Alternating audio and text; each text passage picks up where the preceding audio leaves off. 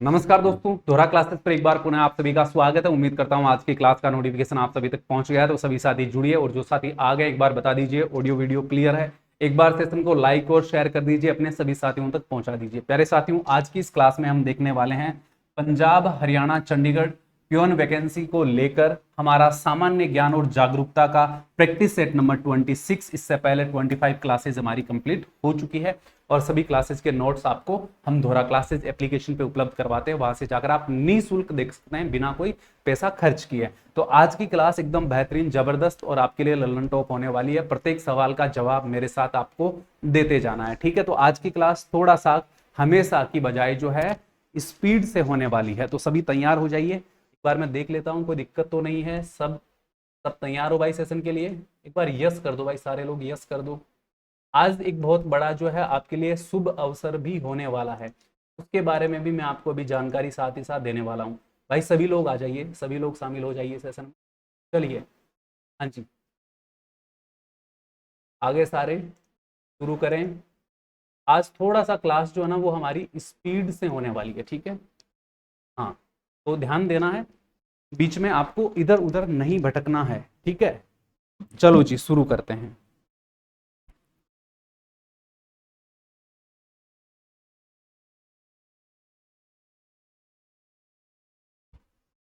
हाँ, तो देखिए प्यारे साथियों, आप सब पर माता रानी का आशीर्वाद बना रहे और माता रानी के आशीर्वाद से हम आपके लिए नवरात्रा महा ऑफर लेकर आ चुके हैं। इस बैच पर आज तक का सबसे बड़ा ऑफर है, यानी ये बैच जो हमारा 999 का लॉन्च हुआ था, इस बैच का सबसे कम प्राइस 499 आ चुका है। इस ऑफर को अपने हाथ से मत निकलने देना। जो बच्चे कह रहे थे कि सर 500 में कर दो, 550 में कर दो, 600 में कर दो, 650 में कर दो, अब आपके लिए अंडर 500 यानी 500 के भीतर इस बैच को इस महा ऑफर के तहत लेकर आ चुके हैं। माता रानी का आशीर्वाद है, आप लोगों का प्यार है, तो आप जैसा चाह रहे थे वैसा माता रानी ने करवा दिया है। तो अब आप ज्वाइन कर लेना इसको, और इसमें सभी क्लासेस, सभी तरह के नोट्स, क्विज और टेस्ट सीरीज प्यारे साथियों मिलने वाली है। और बैच कहाँ है? जो नए बच्चे हैं जिनको नहीं पता है, वो दोहरा classes application Google play store से डाउनलोड करके इस बैच को ज्वाइन कर सकते हैं। प्यारे साथियों, आपके लिए ये हेल्पलाइन नंबर दिया गया है जिस पर आप सुबह 9 बजे से शाम को 5 बजे तक फोन कॉल कर सकते हो। बाकी समय में आप व्हाट्सएप पर अपनी पूरी समस्या या पूरी सहायता लिख कर भेज सकते हो, आपको रिप्लाई मिल जाएगा, ठीक है। चलो जी, शुरू करते हैं आज की क्लास। पहला सवाल आ गया आपके सामने, तो श्री गणेश करते हैं।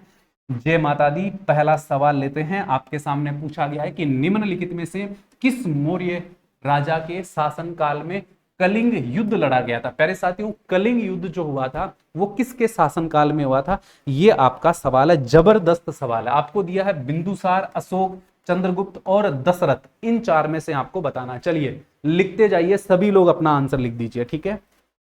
कोई भी आपका पर्सनल व्यक्तिगत सवाल हो आप अंत में पूछ लेना, बीच में क्लास को डिस्टर्ब नहीं करना है।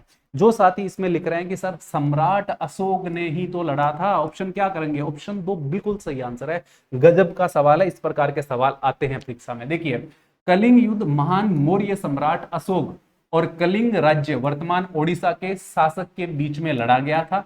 कलिंग युद्ध के दौरान राजा अनंत पद्मनाभ कलिंग के राजा थे, इनसे ये युद्ध हुआ था सम्राट अशोक का। अशोक के अपने शिलालेखों के अनुसार ये युद्ध अशोक के शासन के 9वें वर्ष में शुरू हुआ था, ठीक है, और जिसकी सबसे अधिक संभावना है 261 ईसा पूर्व में ये समाप्त हुआ था। इसमें भयंकर नरसंहार हुआ था। इसके बाद में जो है सम्राट अशोक ने युद्ध लड़ना छोड़ दिया, बौद्ध धर्म को इन्होंने अपना लिया था। अगला सवाल है कि भारत की पहली संपूर्ण जनगणना कब की गई थी? पहली पूछा है आपसे। प्यारे साथियों, 2011 की जो जनगणना थी वो हमारे भारत की 15वीं जनगणना थी, और स्वतंत्रता प्राप्ति के बाद में वो हमारी 7वीं जनगणना थी। यहां पूछा है कि संपूर्ण जनगणना पहली बार कब करवाई गई थी भारत के अंदर, ये आपको बताना है। चलिए बता दीजिए। हाँ जी, जो बच्चे कह रहे हैं कि सर इसका जो सही आंसर है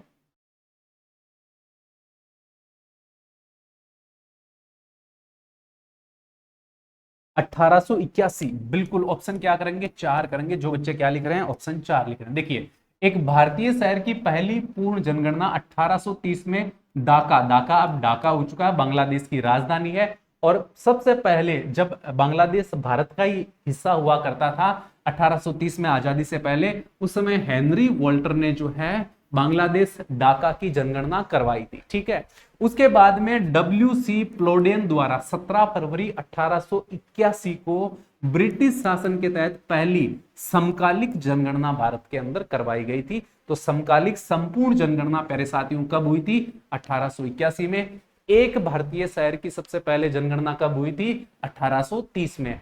1830 में खाली और खाली ढाका की जनगणना हुई थी। उसके बाद में जब 1881 की बारी आई तो तब पूरी जनगणना करी गई थी।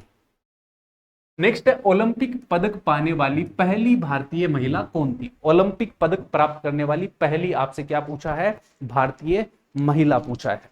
लिख दीजिए, मुझे लगता है सभी बच्चों को इसका आंसर पता होना चाहिए। ओलंपिक्स गेम्स को लेकर काफी अच्छी जो अवेयरनेस है वो आ चुकी है। साइना नेहवाल, कर्णम मल्लेश्वरी, पीवी सिंधु और मेरी कॉम में से आपको बताना है। जी, आज थोड़ा आपको स्पीड से अपना जवाब लिखना है। ठीक है, लिखना है, सही गलत जैसा आए वैसा लिखना है, क्योंकि सीखने को मिलता है, इसलिए एक्टिव रहने के लिए हर सवाल का जवाब देना है। कर्णम मल्लेश्वरी बिल्कुल सही है। देखिए क्या लिखा है, ओलंपिक पदक पाने वाली पहली भारतीय महिला पूछा, इसलिए कर्णम मल्लेश्वरी सही आंसर होगा। देखिए कर्णम मल्लेश्वरी सिडनी ओलंपिक 2000 में जो हुए थे उसमें कांस्य पदक जीतने वाली पहली भारतीय भारोत्तोलक बनी। तो कर्णम मल्लेश्वरी का संबंध पूछा जाता है कि कर्णम मल्लेश्वरी का संबंध किससे था? तो भारोत्तोलन से। वर्ष 1995 में उन्हें राजीव गांधी खेल रत्न, वर्ष 1999 में नागरिक सम्मान पद्मश्री पुरस्कार मिला था। वर्ष 2021 में दिल्ली सरकार ने उन्हें दिल्ली स्पोर्ट यूनिवर्सिटी का पहला कुलपति भी नियुक्त किया। जो दिल्ली की स्पोर्ट यूनिवर्सिटी बनी उसमें पहली जो कुलपति बनी वो बनी थी कर्णम मल्लेश्वरी, ये आपको याद रखना है। नेक्स्ट, भारत के संविधान के किस अनुच्छेद में यह प्रावधान है कि राष्ट्रपति या उपराष्ट्रपति के चुनाव में उत्पन्न विवाद जो है वो सर्वोच्च न्यायालय के द्वारा निपटाए जाएंगे? मान लीजिए कि राष्ट्रपति का या उपराष्ट्रपति का चुनाव होता है, उस चुनाव के अंदर कोई विवाद हो जाता है, कोई लड़ाई हो जाती है, कोई धांधली हो जाती है, चुनाव फेयरली नहीं होते हैं, तो उसका जो निपटारा है वो हमारा सर्वोच्च न्यायालय करता है। ये बात कौन से आर्टिकल में हमारे संविधान में लिखी गई है, ये आपको बताना है। हाँ जी, सभी प्यारे साथियों को आंसर लिखना है जी, लिखते जाइए।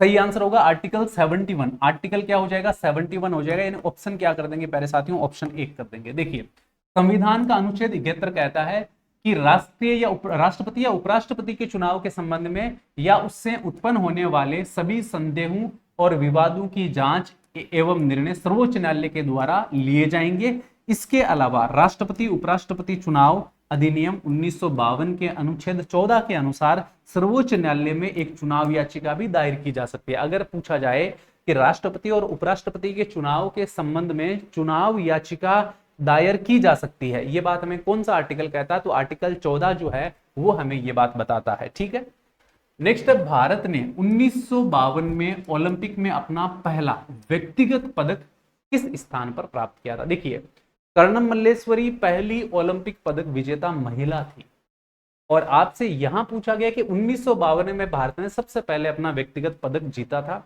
कहां पर ये खेल चल रहे थे और किसने ये पदक जीता? ये दो प्रकार के सवाल आते हैं।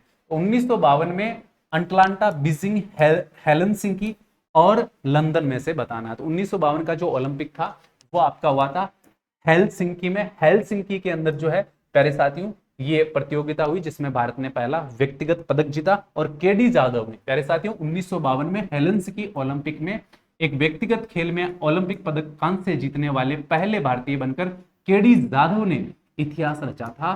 तो 1952 में पहले भारतीय व्यक्ति जिन्होंने ओलंपिक में मेडल जीता कौन थे? केडी जाधव। ठीक है, बलबीर सिंह के नेतृत्व वाली हॉकी टीम ने वर्ष 1948 के लंदन ओलंपिक में भारत को अपना पहला गोल्ड मेडल दिलाया था। अच्छा, ये टीम है, यहां व्यक्तिगत की बात की जा रही है। व्यक्तिगत पदक सबसे पहले केडी जाधव ने जीता। टीम की बात करें तो पहला पदक 1948 में हमारी हॉकी टीम ने जीता। और महिला की बात करें तो कर्णम मल्लेश्वरी ने जो है पदक पहले जीता। देखिए अगला सवाल है, निम्नलिखित में से कौन सा लोक नृत्य त्रिपुरा राज्य से संबंध नहीं रखता है? त्रिपुरा से संबंध नहीं रखने वाला आपको क्या पूछा है, सवाल पूछा है, सभी लोग आंसर दीजिए। त्रिपुरा राज्य से संबंध नहीं रखता है तो मुखौटा, वांगला, होजागिरी और गरिया लोक नृत्य। प्यारे साथियों, मैंने बैच के अंदर आपको लाइव पढ़ा दिए हैं, 3 क्लासेस के अंदर हमने कंप्लीट लोक नृत्य पढ़ लिए हैं, ठीक है। तो यहां पर प्यारे साथियों वांगला, होजागिरी और गरिया ये तीनों नृत्य जो है वो त्रिपुरा से हैं, लेकिन मुखौटा नृत्य जो है ये आपका छत्तीसगढ़ का है, ये पूछा जाता है, छत्तीसगढ़, ठीक है, याद रखना है, महत्वपूर्ण है। देखिए, गरिया नृत्य, होजागिरी नृत्य, वागला नृत्य त्रिपुरा के प्रमुख नृत्य हैं। मुखौटा नृत्य हिमाचल प्रदेश का पारंपरिक नृत्य है। ये एक नृत्य रूप है जिसमें प्रतिभागी अपने देवताओं और दुष्ट राक्षसों का प्रतिनिधित्व करने वाले पारंपरिक कपड़े और मुखौटे पहनते हैं, ठीक है, मुखौटे पहनकर जो ये नृत्य किया जाता है। नेक्स्ट है, बुद्ध का जन्म स्थल एक प्राकृतिक कुंज था, उसे किस नाम से जाना गया। महात्मा बुद्ध का जन्म एक प्राकृतिक स्थान पर हुआ था, उस प्राकृतिक स्थान का नाम आप लोगों को बताना है कि उस प्राकृतिक स्थान का क्या नाम था। हाँ जी, लिखते जाइए सभी।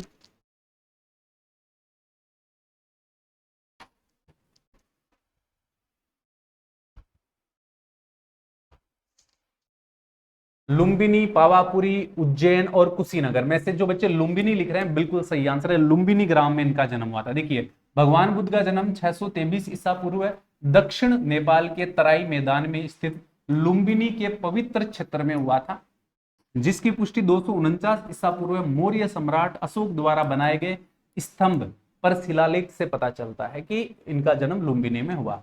उनका परिवार सांख्य वंश का था। यह सवाल पूछा जाता है कि महात्मा बुद्ध का जो जन्म है वो किस परिवार में हुआ था, शाक्य परिवार में उनका जन्म हुआ था। 29 वर्ष की आयु में गौतम ने घर छोड़ा था। तो यह भी सवाल आता है कि महात्मा बुद्ध ने अपना घर कब छोड़ा था, तो 29 वर्ष की आयु में। उनका नाम क्या था, घर का गौतम नाम था। लगातार 49 दिन तक ध्यान करने के बाद गौतम ने बिहार के बोध गया में एक पीपल के पेड़ के नीचे ज्ञान प्राप्त किया। तो सवाल यह भी पूछा जाता है कि महात्मा बुद्ध को ज्ञान प्राप्ति कहां हुई, तो बोध गया में हुई। किस वृक्ष के नीचे इनको ज्ञान की प्राप्ति हुई, तो पीपल के वृक्ष के नीचे इनको ज्ञान की प्राप्ति हुई। ये स्लाइड जो है ना, इसको ध्यान से अपनी नजरों में, अपने दिमाग में बसा के रखना, सवाल बनने की बहुत अच्छी संभावना रहेगी। उत्तर भारत का पहला परमाणु संयंत्र कहां पर स्थापित किया जा रहा है, जबरदस्त करंट अफेयर का सवाल है। उत्तर भारत का यह पहला परमाणु संयंत्र है और यही सवाल आप लोगों से पूछा जा सकता है। मैं आपको बताऊंगा क्यों पूछा जा सकता है। हाँ जी, ये उत्तर भारत का पहला परमाणु संयंत्र है, बिल्कुल हरियाणा। ऑप्शन क्या करेंगे, ऑप्शन 3 करेंगे, हरियाणा। इसमें हरियाणा है इसीलिए तो इंपॉर्टेंट है। देखिए, उत्तर भारत का पहला परमाणु संयंत्र केंद्र सरकार द्वारा हरियाणा के फतेहाबाद जिले के गोरखपुर गांव में स्थापित किया जा रहा है। गोरखपुर हरियाणा परमाणु संयंत्र के तहत 700 मेगावाट क्षमता की 2 इकाइयां प्यारे साथियों स्थापित की जा रही है। इसमें कुल 20,594 करोड़ रुपए की लागत आएगी, ये पूरा जब परमाणु संयंत्र तैयार होगा। तो हरियाणा से संबंधित करंट अफेयर आ सकता है, याद रखना। राज्य के नीति निर्देशक सिद्धांतों का स्रोत क्या है, ये आपको बताना। भाई, नीति निर्देशक सिद्धांतों का स्रोत कौन सा इनमें से अधिनियम है, ये आप लोगों को बताना है, ये आप लोगों से पूछा गया है। हाँ जी, बता दीजिए।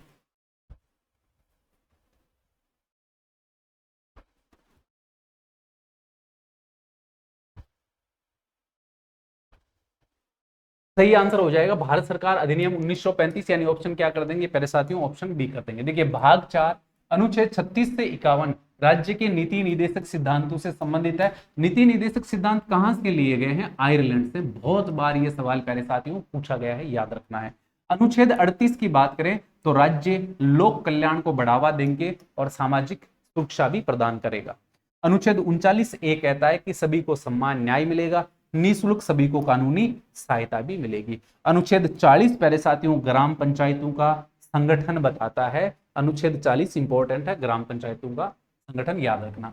विश्व स्वास्थ्य संगठन द्वारा किस दिवस को विश्व स्वास्थ्य दिवस मनाया जाता है, वर्ल्ड हेल्थ डे आपको बताना है। विश्व स्वास्थ्य दिवस आप लोगों से पूछा गया है।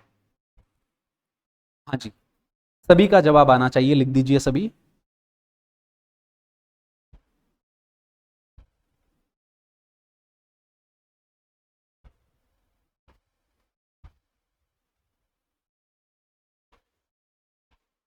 सात अप्रैल। ऑप्शन क्या करेंगे पहले साथियों, ऑप्शन 2 कर देंगे जो कि बिल्कुल हो जाएगा सही। विश्व स्वास्थ्य संगठन के प्रायोजन के तहत हर साल 7 अप्रैल को विश्व स्वास्थ्य दिवस प्यारे साथियों मनाया जाता है। कब मनाया जाता है? हर वर्ष 7 अप्रैल को। ठीक है। भारतीय हीरा संस्थान, भाई हीरा संस्थान कहां पर है भारत में? भारत में हीरा संस्थान आप लोगों से पूछा गया है। वन अनुसंधान केंद्र कहां पर है? हमने कल बात करी थी इस सवाल को लेकर, देहरादून के अंदर है। वैसे ही हीरा संस्थान कहां पर है ये आपको बताना है। हाँ जी, हीरा संस्थान सूरत में है। ऑप्शन 4 गुजरात, सूरत प्यारे बच्चों सही आंसर हो जाएगा। देखिए, भारतीय हीरा संस्थान आईडीआई सूरत गुजरात में स्थित है। यह भारत में हीरे जवाहरात और आभूषणों के क्षेत्र में सीखने के लिए भारत सरकार का प्रायोजित एक स्वायत्त उच्चतर विद्यालय है। इसकी स्थापना 1978 में प्यारे साथियों की गई थी। और विश्व का सबसे बड़ा डायमंड कार्यालय आपसे पूछे तो वो भी प्यारे साथियों आपका कहां पर है? गुजरात में। आपसे पूछा नालंदा किस धर्म का प्राचीन शिक्षण संस्थान था? नालंदा के बारे में सवाल आपसे पूछा गया है। प्राचीन समय में नालंदा एक बहुत विशाल शैक्षणिक स्तर था, शिक्षा की वो एक जो है शिक्षा का एक मंदिर था, उच्च शिक्षा का एक केंद्र बना हुआ था। तो ये उच्च शिक्षा का जो केंद्र है प्यारे साथियों, ये किस धर्म का था प्राचीन में? ये प्राचीन समय में ये आपसे पूछा गया है। बौद्ध, इस्लाम, ईसाई और जैन में से जो साथी बौद्ध आंसर लिख रहे हैं, ऑप्शन ए लिख रहे हैं, उनका बिल्कुल सही आंसर हो जाएगा। देखिए, नालंदा प्राचीन भारत में उच्च शिक्षा का सर्वाधिक महत्वपूर्ण केंद्र था। इसमें बौद्ध धर्म की शिक्षा दी जाती थी। चीनी यात्री ह्वेनसांग और इत्सिंग के यात्रा विवरणों में विश्वविद्यालय के बारे में विस्तृत जानकारी मिलती है। ह्वेनसांग और इत्सिंग दोनों ने नालंदा के बारे में जिक्र किया है, वर्णन किया है। नेक्स्ट है प्राचीन शहर लोथल, जो अब एक प्रमुख पुरातात्विक स्थल के रूप में प्रसिद्ध है, भारत के किस राज्य में है? लोथल प्यारे साथियों आपका एक सभ्यता स्थल है और ये कहां पर है वर्तमान में, ये आपको बताना है। लोथल शहर के बारे में आप लोगों से पूछा है, बता दीजिए।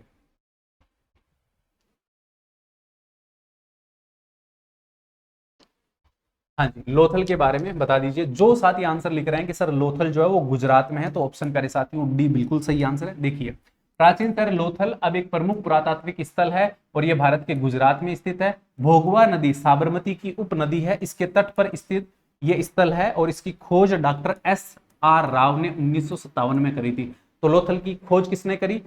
सर्वप्रथम डॉक्टर SR राव ने। कब करी थी? 1957 में। और लोथल पश्चिम एशिया से व्यापार का एक प्रमुख बंदरगाह हुआ करता था प्राचीन समय में। यह भी साथियों आपको जरूर अच्छे से ध्यान रखना है, आप लोगों से पूछा जा सकता है। प्यारे साथियों, आज की क्लास को हम यही कंप्लीट करेंगे। ये बैच आप लोगों के लिए चल रहा है मात्र और मात्र 499 में, आज तक की सबसे कम प्राइस है। अब सोच विचार नहीं करना है, माता रानी का नाम लेकर बैच ज्वाइन करके अपनी पढ़ाई को मजबूत, शानदार और जबरदस्त बनाना है। इसमें सभी क्लासेस, नोट्स, क्विज और साथ में टेस्ट सीरीज आपको मिलने वाली है। तो आज ही अभी दोहरा क्लासेस एप्लीकेशन पर जाकर इस ऑफर के अंदर शामिल हो जाइए। ये सीमित समय के लिए, कम बच्चों के लिए है, चला जाएगा फिर मत कीजिएगा। ठीक है, आप सभी को थैंक यू, धन्यवाद। मिलते हैं आगे नई क्लास में। आप सभी को जय हिंद, जय भारत।